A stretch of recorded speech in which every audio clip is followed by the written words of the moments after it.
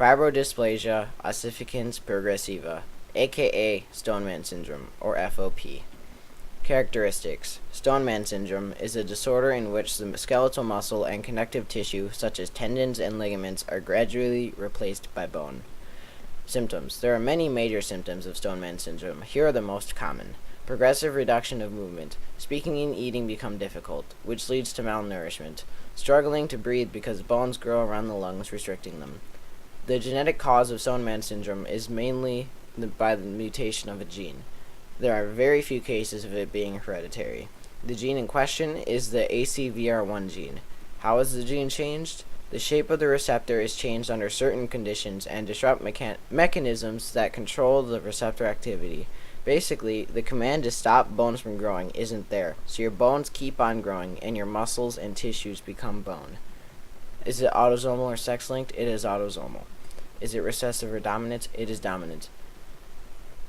How is it diagnosed? Healthcare professionals typically look at a person's medical history, symptoms, physical exam, and laboratory test results in order to make a diagnosis.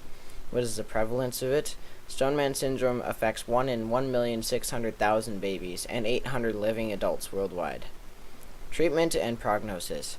There is currently no definitive treatment. However, a small course of high-dose medications started within the first 24 hours of a flare-up may help reduce the intense inflammation and tissue swelling seen in the early stages.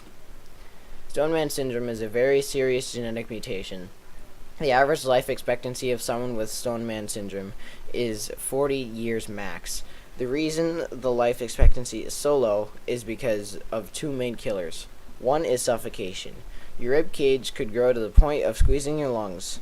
Another way of death is starvation. Gradually, the jaw becomes harder and harder to open, to the point where you can only move your lips. It is hard to live and grow up with this syndrome because of just how easy it is to flare up. Something simple like a kick to the leg would make your body start up your immune system, like it's supposed to. But they don't stop when they start. So if you get kicked in the shin, you're gonna grow some more bone there. So people who grow up with this syndrome aren't allowed to really do anything with contact. The end.